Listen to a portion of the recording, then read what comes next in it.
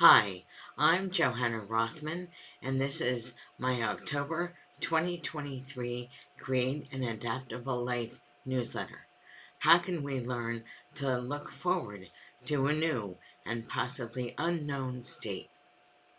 If you're a word nerd, as I am, you might already know this word, homeostasis.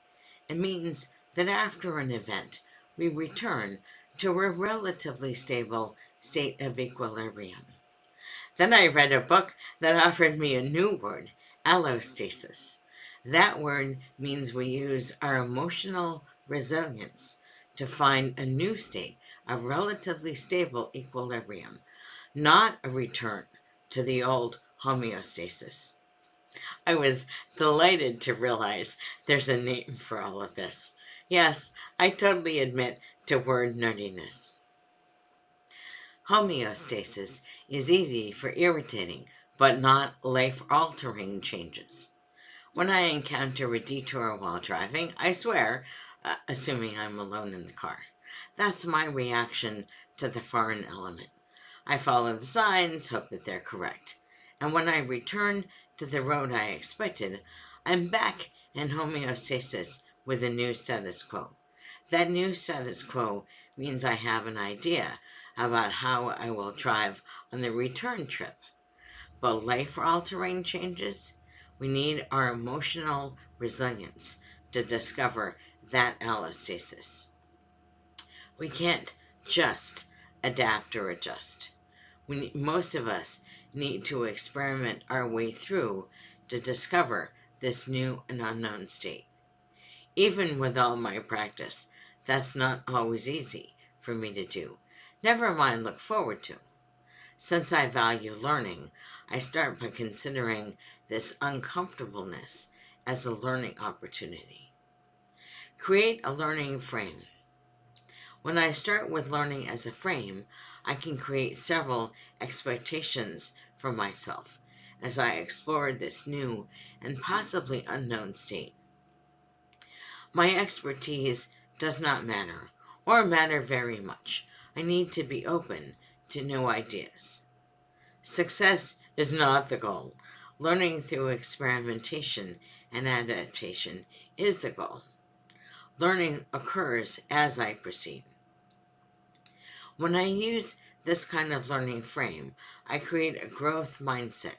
Instead of thinking about failing, I can coach myself to learn from those failures. That's why I prefer the phrase learn early instead of fail fast.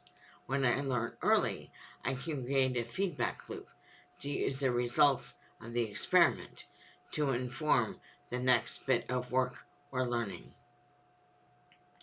The speed of that feedback loop helps me learn faster. That feedback loop will help me find my next stable state. However, none of us knows how long this learning will take.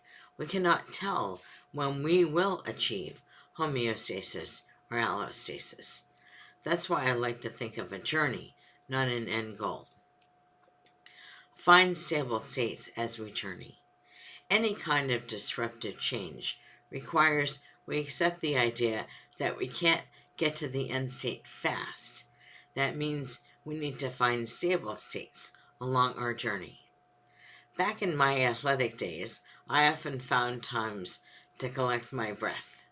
In skiing, I was one of those people who would get partway down a steep hill, get to a ridge, and then catch my breath for a minute before continuing. I learned never to wait for longer than a few seconds because I lose my nerve. Waiting for too long got me back into homeostasis.